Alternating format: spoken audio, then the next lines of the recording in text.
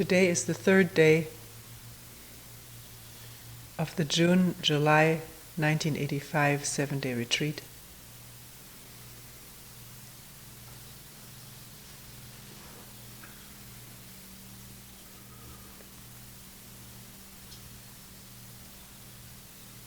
First, we will talk about something that is frequently brought up in meetings.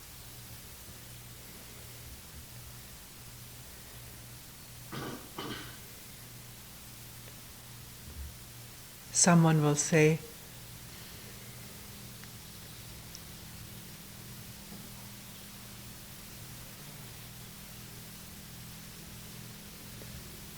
something comes up like anger or fear or whatever, and I look at it, I pay attention to it, but it doesn't go away.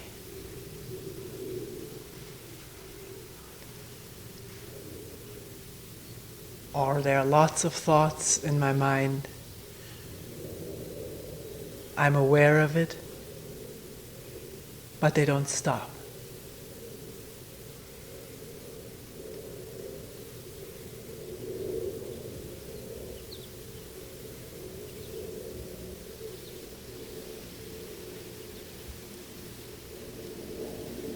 Right from the outset, one could ask the question, why is this brought up? Not saying it shouldn't be brought up, that is not the point. But does one bring up such a thing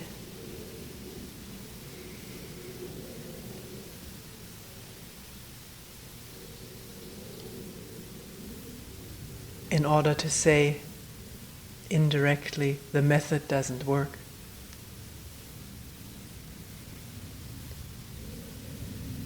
One has to look at it. Stating one's disappointment or frustration with this attention or awareness, which it doesn't work. It doesn't do what I expect it to do. Because whatever goes on keeps on going. Maybe it stopped for a moment and then right back again.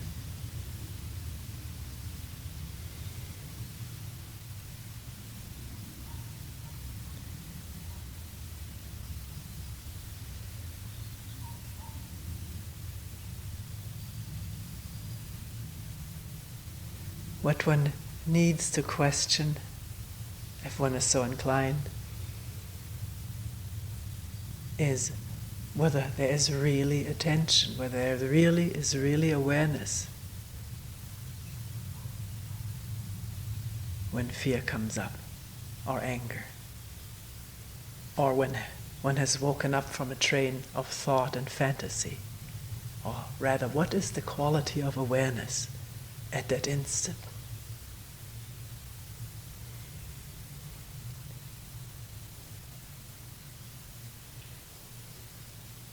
For a moment, for an instant, one is conscious that there was thinking, because at an instant of awareness, there is no thinking. If thinking continued, there would be no awareness. So the awareness has interrupted the train of thought, which was accompanied by angry or fearful emotions.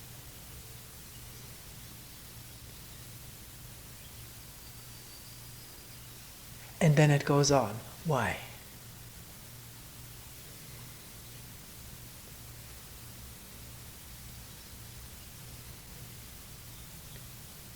Looking at the thoughts and their accompanying emotions, was there such momentum behind them, such intensity, that an instant of awareness is swept over like by a waterfall? Is it that there is a release, an enjoyable release, a pleasant release in this anger, or in the thought, fantasy, and the accompanying emotions, that one does not want to be interrupted?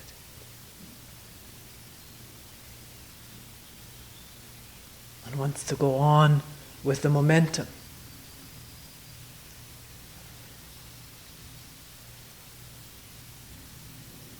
Attending to it is a threat.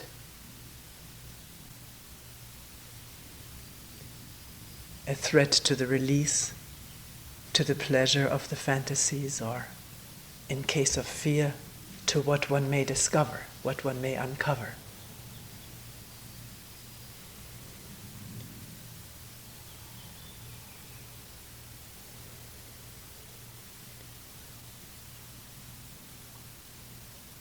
And coming back to what is the quality of the awareness that has dawned for a moment? Is there instantly the thought,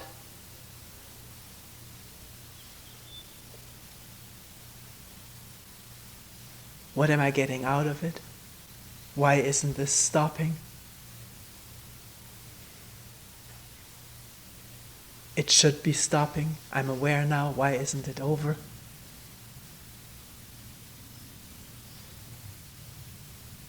In other words, the awareness is focalized on a result.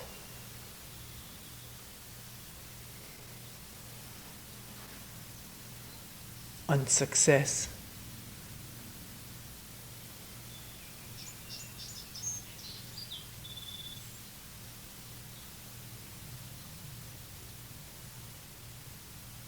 But awareness has no focus. It has no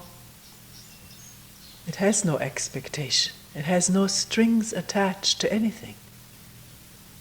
It's unconditional.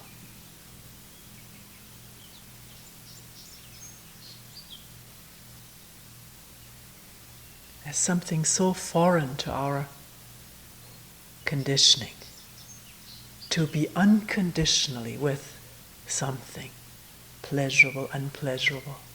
Pleasurable, it's not a problem.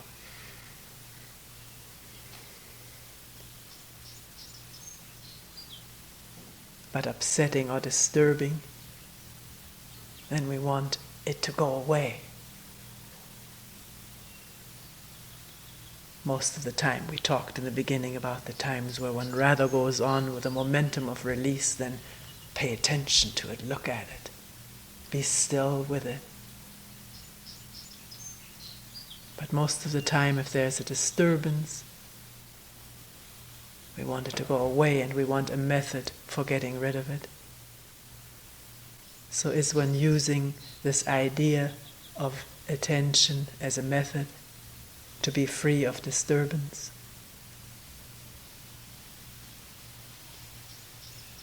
Which is thought and idea and goal, but not awareness. So can one look very carefully when this whole thing happens? There was an awareness, and why hasn't something stopped or gone away? Why should it go away or stop? Why have any ideas or expectations about it?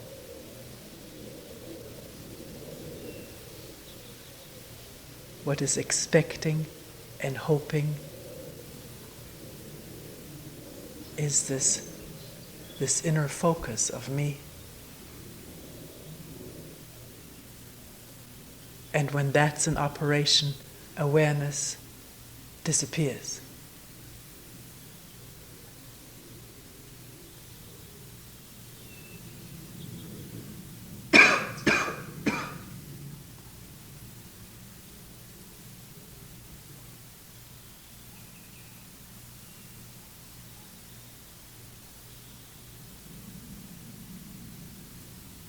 So is it possible to come upon anger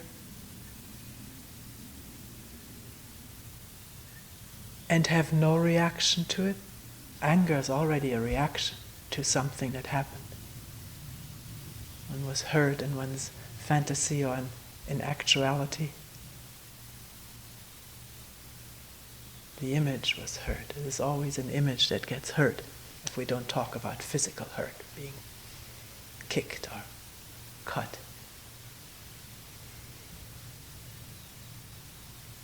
Can that anger that has come into being.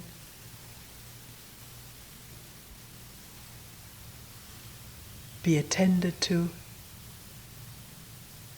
in all stillness,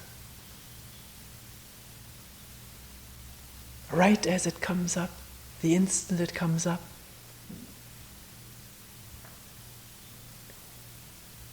With no wanting attached to this attention. If wanting comes up, can it be seen immediately? And therefore neutralized, put out of commission.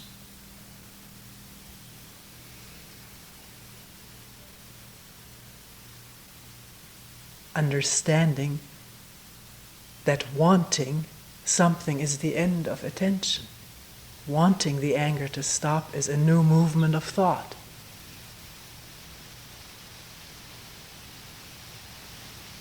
Motive, goal, expectation, frustration, failure, all of that. Can one see that instantly as wanting arises, as one looks at the map and sees the whole scenario at a glance?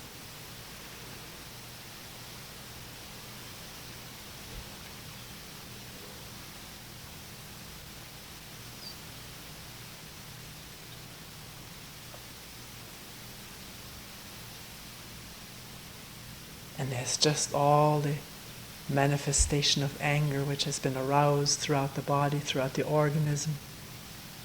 Letting it be felt in its pain and its release, the whole thing. Without pushing it or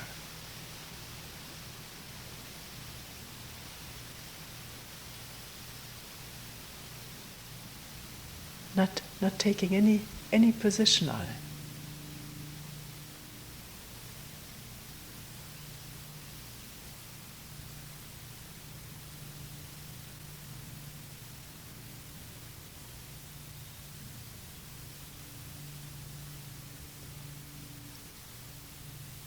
Can one see that the image one had of oneself has been hurt? And that's how the anger arose? Or the image of someone else who crossed one's own?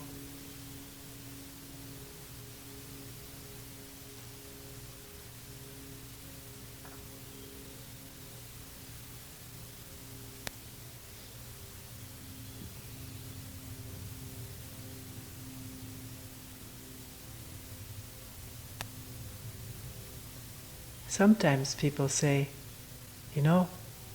as soon as I look at something intensely, then there's nothing, it disappears.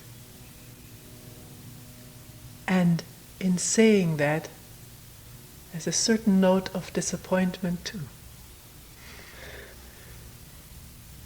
Then what do I do when there's nothing?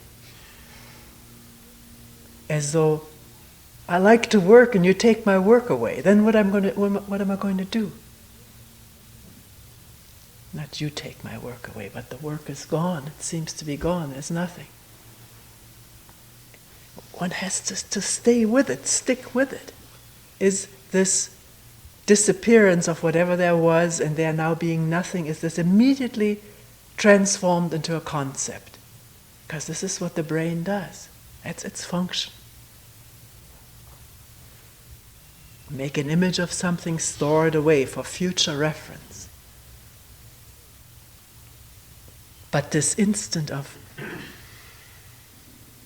the anger has disappeared, which we call nothing, is not a concept. What is it? If we don't pounce on it or cover it up with a word, and then react to the word, which we do habitually, we call something nothing, and then the whole associations with doing nothing.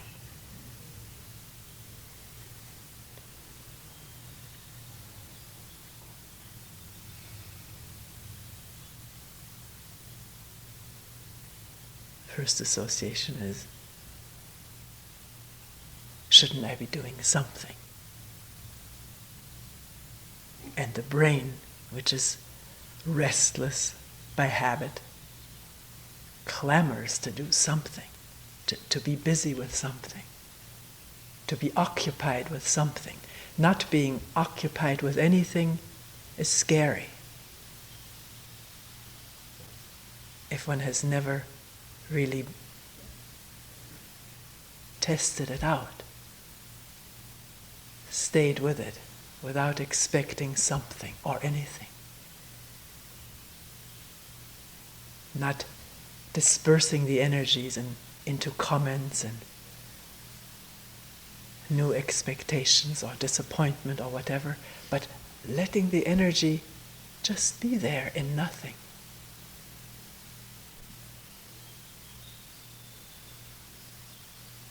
These are words, but the word nothing is not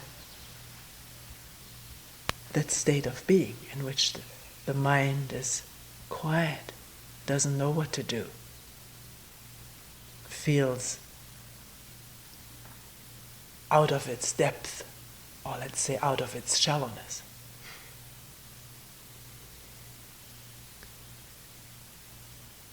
Feels strange. That word too, people have mentioned it, it feels strange. Can one abstain from the description? Of course, when we talk together in a meeting, we have to use words, but to be very aware of the effect of words on the whole state of body-mind. A word comes up, but can one put it aside and stay with a state without labeling it?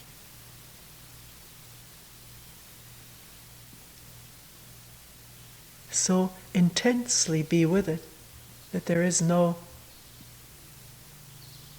past to it and no future to it, which means thought is quiet.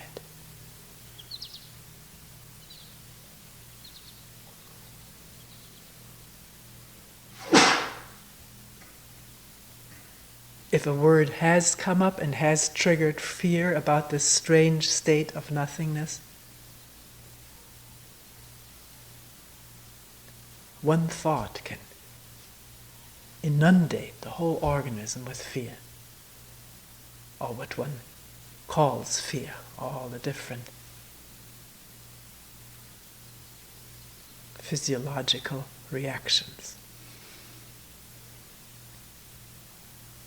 Can one be with that in all stillness, motionless, letting it do its thing?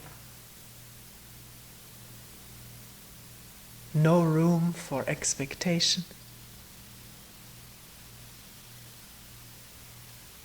Because that's already thinking ahead and not being here.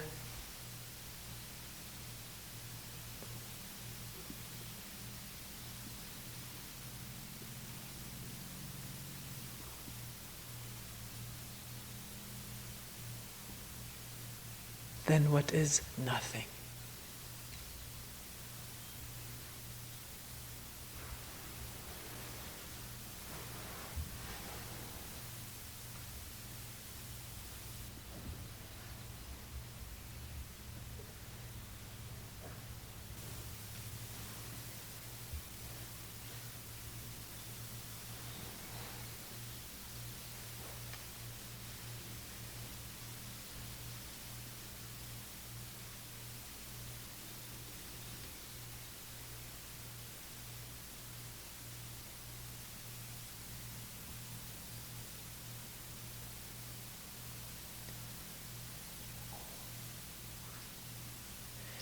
One has to watch maybe a state of great whatever.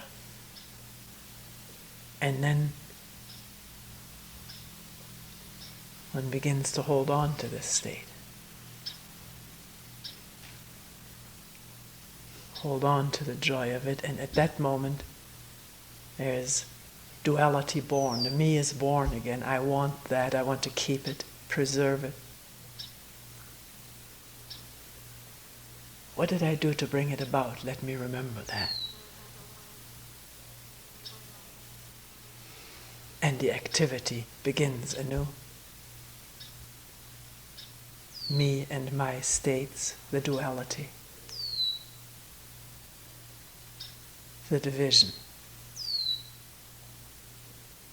Can that be seen instantly as it happens?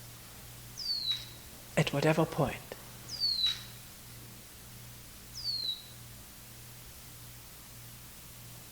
Without taking any position on it.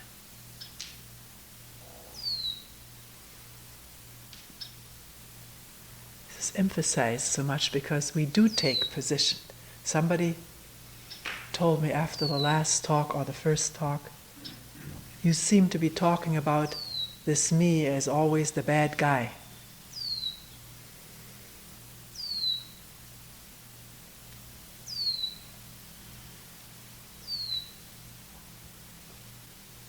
That's how we've grown up.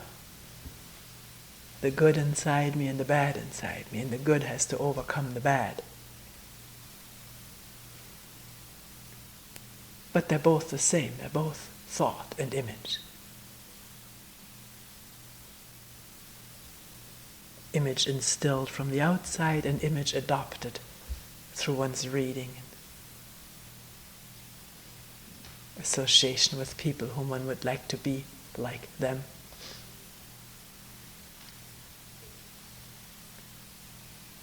And the bad guys, the enemies. All images, do you see that? Inside and out. It's the same stream of image making and image following.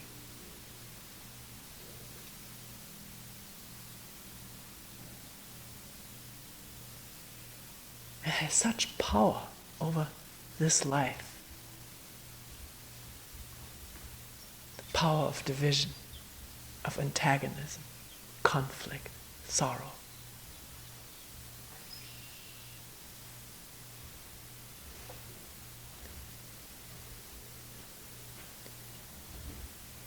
Here we come to another topic that I wanted to talk about this morning, which is relationship.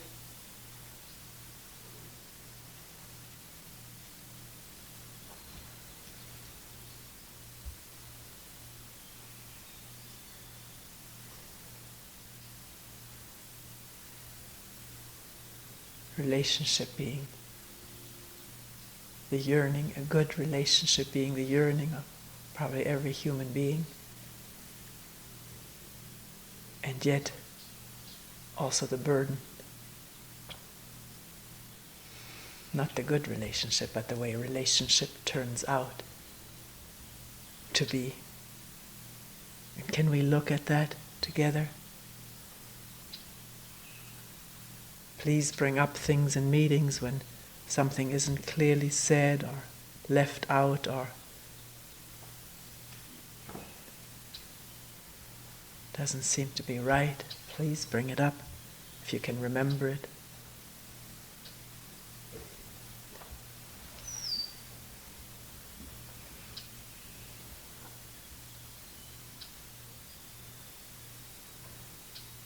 Relationship meaning relating with each other.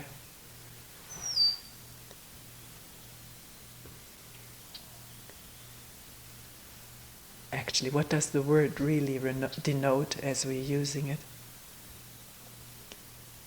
Very often what we mean by relationship is a good relationship where two people are really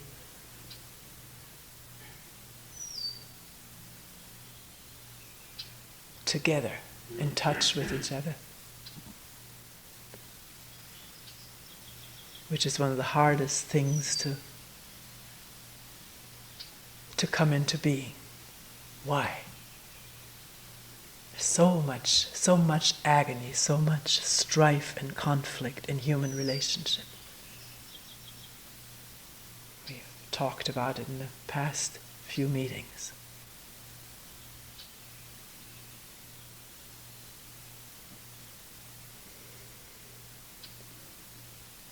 Can one ask from the very beginning of looking at this whole problem or thing of relationship, whether there can in fact be relationship as long as a human being or two human beings live in isolation, in inner isolation, division and separation. As long as this strong sense of me, mine, I, a sense of a separate self is dominating one's life. We can also call it self-centeredness without meaning to talk about the bad guy. Let's look at it factually. Use the word factually, even though it has been used in a moralizing sense. Can there be relationship among two people as long as one or both of them, or both of us, let's not say them, have this feeling of being a separate, isolated entity, as long as there's this division taking place within?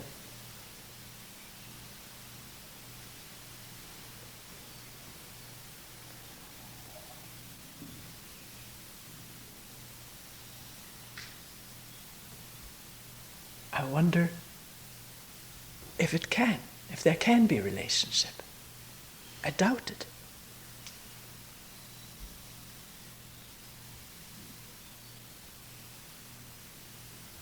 Relationship, as we sort of try to describe it at the beginning, as being two people really, truly, intimately in touch with each other.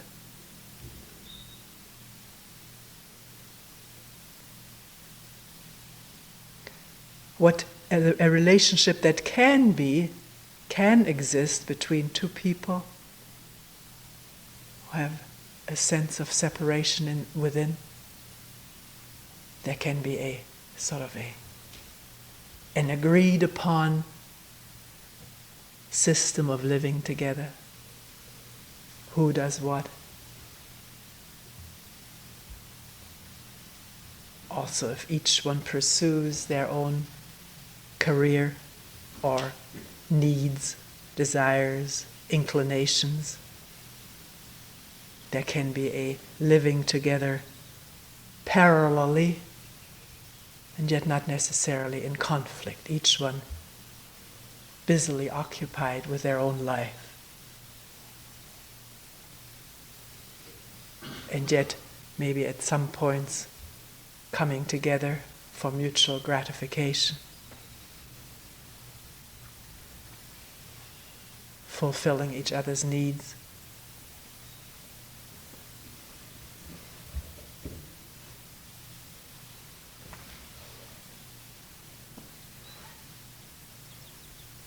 Fulfilling each other's needs, or gratifying each other. It's a sensitive thing. It may work in the beginning, but it may not last.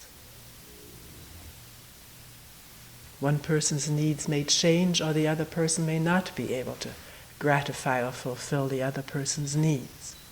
And then what happens?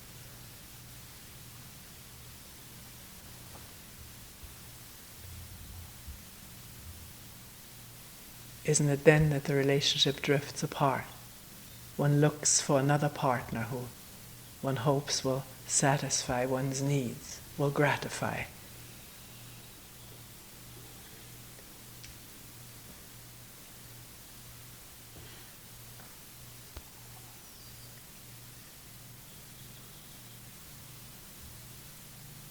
In this fulfilling of needs, it's not just sexual or physical needs. It's also psychological needs of being felt safe and secure, which if one feels very insecure in oneself, one hopes for another person to do that for one. But the other person may hope for the same thing from his or her partner.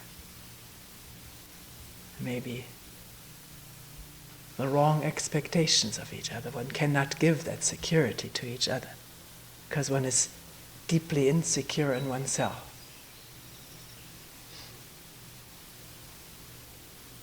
And the very need for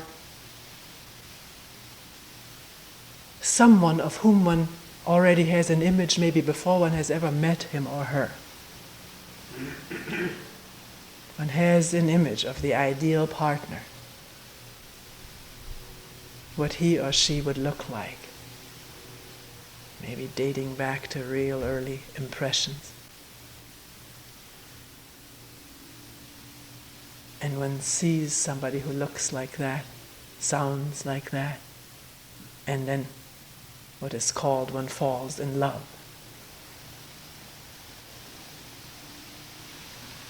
Is one falling in love, whatever that means, with this actual person or with the image that one has of that person? The eyes, the skin, the hair, the way he or she moves.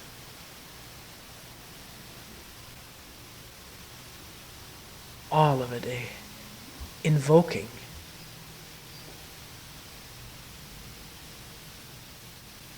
desire for that person, or for the image of that person. One has to look carefully, because one may not know that person at all. One never knows another person completely. How could one? We change all the time.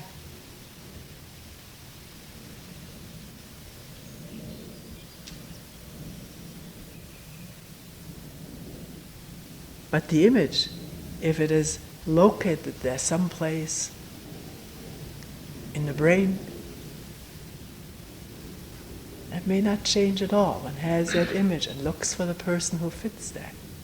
If that person appears, then there is this tremendous affinity and wanting to be with that person and even own that person, make him or her one's own.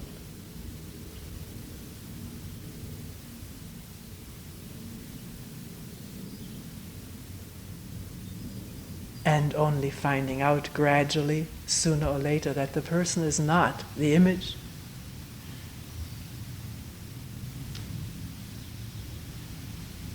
It's a person with needs and all the characteristics that we have in ourselves. All the characteristics, the traits and emotions and features that we don't even like in ourselves or have never looked in ourselves, we may now discover in that person. And the friction begins. Friction in terms of wanting that person to be different. One may criticize or somehow or other try to make that person over in one's image, which of course is resented. Nobody wants to be made over by someone else. But we do that to each other. Openly or covertly, but it comes out in moods and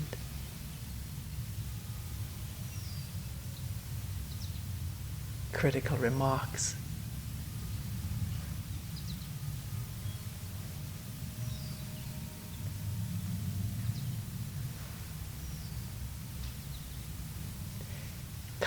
Coming back to the image once more, just as one may fall in love with the way a person looks and moves, which, falling in love with an image. One may also fall in love when a person regards one, looks at one in a certain way.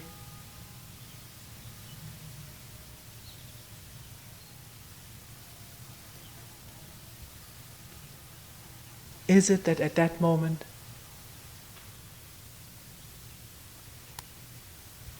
one becomes infatuated with one's own image in the eyes of that other person?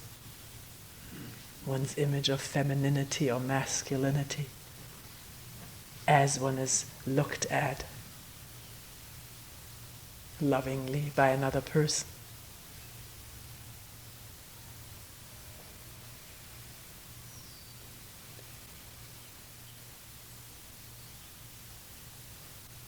I thought about this a great deal when being in my teens and receiving letters. At that time, men were in the war. They weren't around for dating.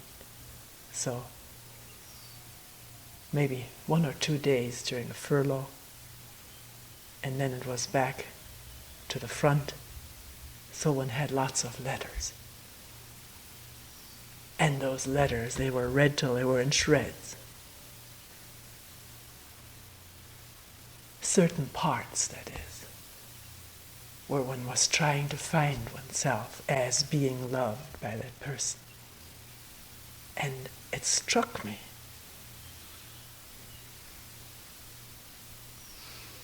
I was really in love with myself, not with that person, only with that person as loving me. That is what seemed to be searched for. Being lovable to someone else. And cherishing and craving the sensations that came from that.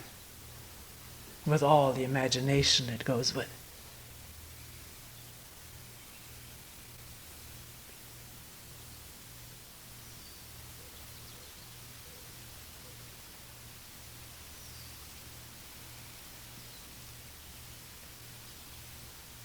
And if that sort of fades out after living together for a while because the real traits, human traits, come into operation and very often into conflict because my needs may not be your needs and they crisscross each other. I may want to have a tidy house and you like it sloppy. Great friction among couples.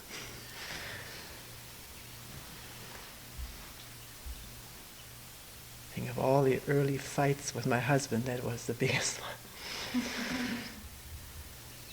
Sloppiness versus tidiness and trying to tidy up.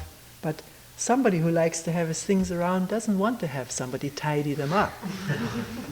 It's a violation of oneself. So I try to do it secretly.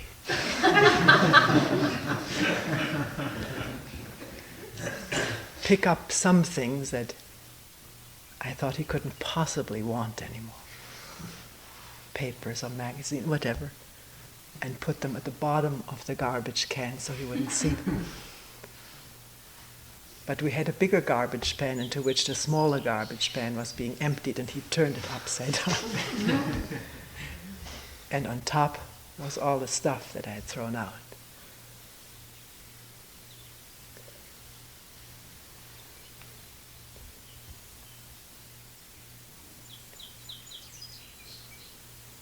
So how does one live together, taking that one doesn't just breeze off and look for another partner?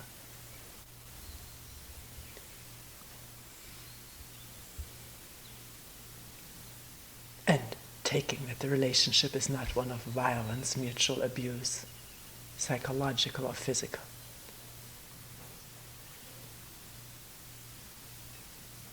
Is it possible for two human beings to live together, to commune with each other, not just communicate, but commune, meaning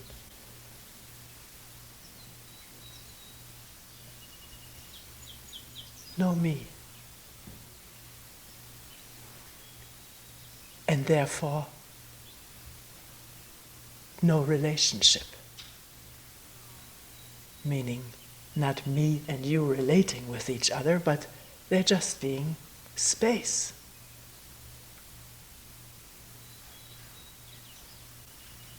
And love.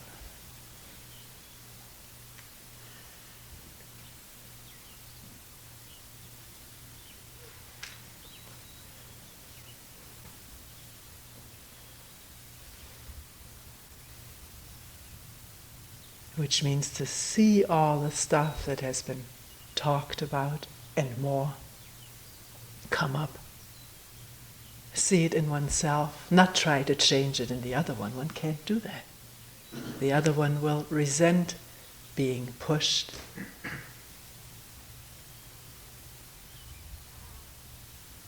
Or being told what to do. We've been told what to do so long, since we were so little, that by the time we live together with someone, there we can resist this being told what to do. As a little child, well, we resisted it too, but then our whole relationship with our parents was at stake. And that may at times not have been worth the resistance. But with a partner in a living together relationship, one can resist what one is asked to do just out of sheer need to resist being told what to do. Because one doesn't want to be controlled, one doesn't want to be told. And yet if one takes that under the microscope, one looks at that. One doesn't just live it out and bury it or forget it, but one looks at it. One may find that in one's resistance not to do what one is asked to do, one is still not free of control, because the resistance itself is being controlled by one's past. And one may feel compelled to do something else on one's own, in quotation marks, which is also under compulsion. The compulsion of not wanting to do what one is asked to do. I don't know whether I've said that clearly.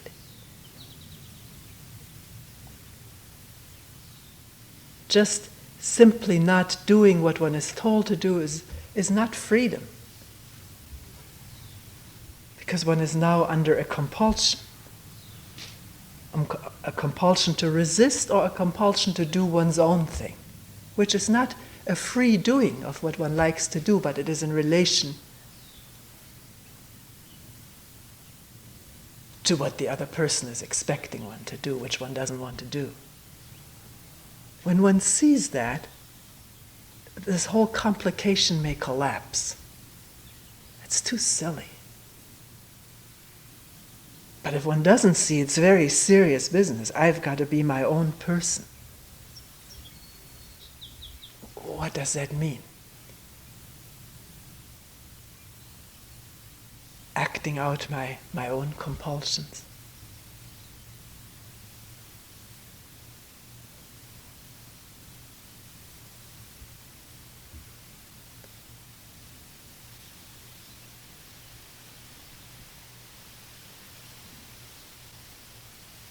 Sometimes when in talking with people who bring this up, the question is asked, well, do you mean that I should become a doormat?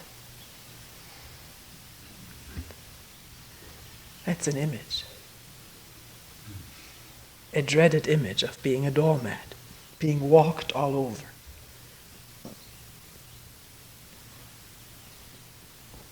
If one is free of rancor, free of resistance, just sheer, pure resistance to being told something, but one is able to look at, does this thing need to be done? Regardless of how the partner has put it. His or her ways may be bossy also by conditioning. One can talk about that. But does something need to be done?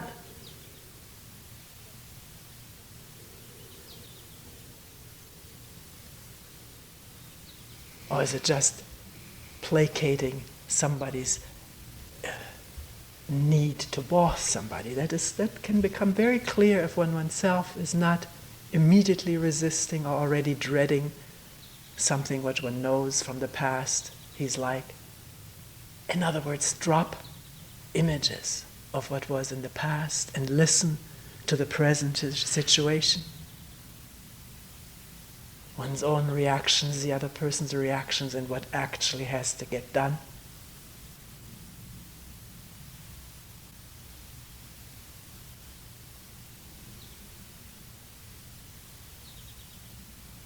then doing what needs to be done, where does the doormat come in?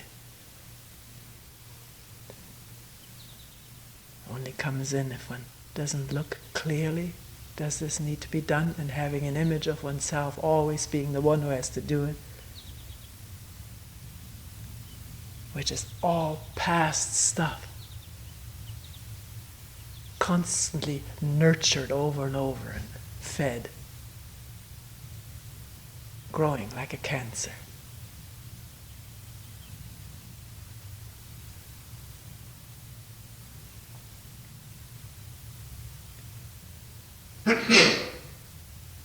So when in living together, can one see self exposed, self-centeredness exposed in the way one talks, in one's moods, in how one demands things?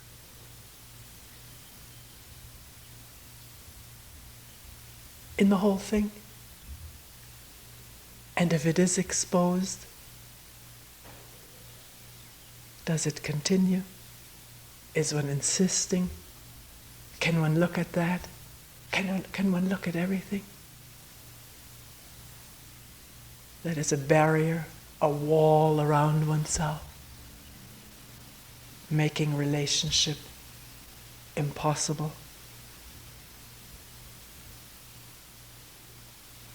Not just with a person one lives closely, but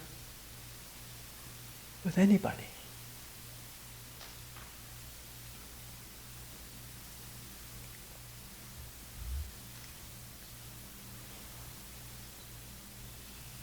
And it doesn't help here to say, well, all human beings are self-centered. We all have a self. Let's face it. Let's put up with it. Then the walls continue. The self-isolation and self-enclosure continues, and the conflict in relationship of all these different selves.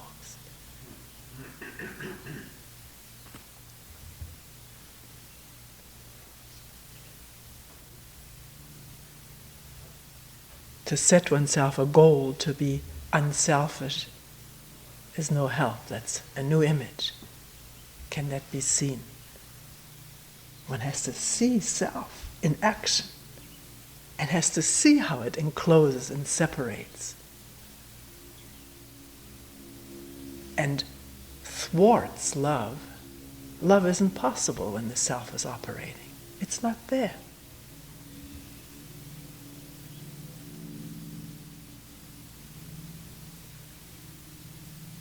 It's like a plant that cannot possibly grow in the shade.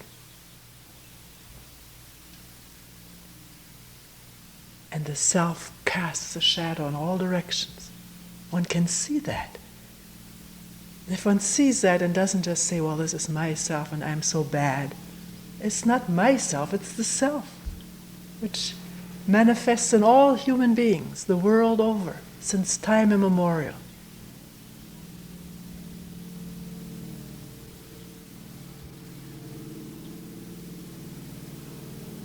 It comes with our ability to think and make images and remember them and act out of those memories.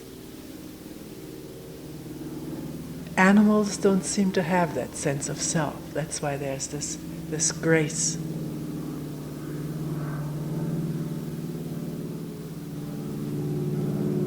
Of moving, caring for the young.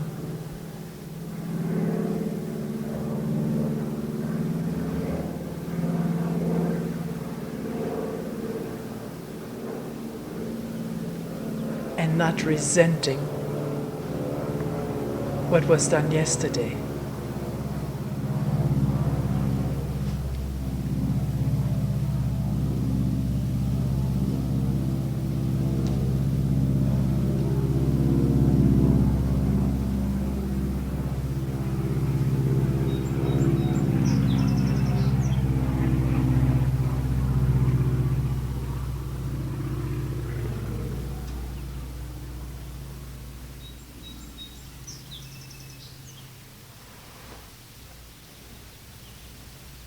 I want to say one more thing. being with another person. Today we're talking about sort of a one-to-one relationship. Other times we talked about relationship with groups or larger entities. And the same holds for that as for this. A close relationship is not one of identifying with the other. That's what we're very much conditioned to do, identifying with the other, and therefore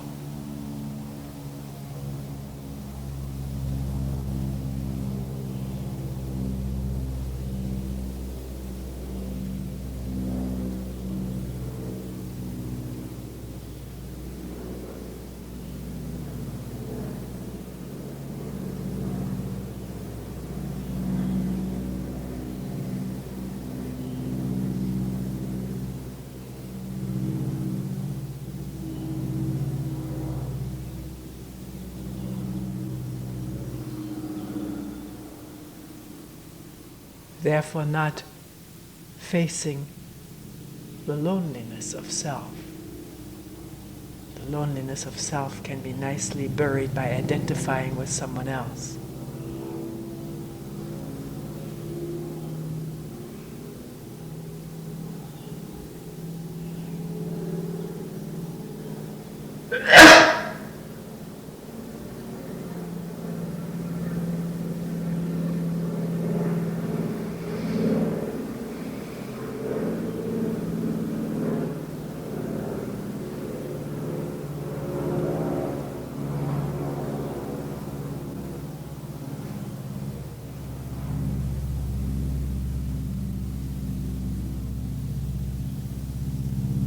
Can identify with another person or with one's job, with one's country. We've been through that, with one's religion.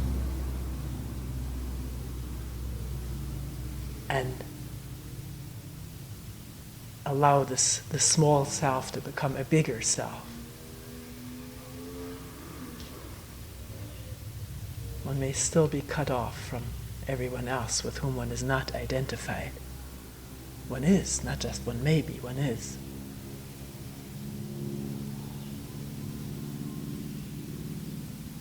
Identifying with someone else is not a true relationship. A true relationship in that there is no identity. There is what is. Freshly seen, perceived, and acted out of.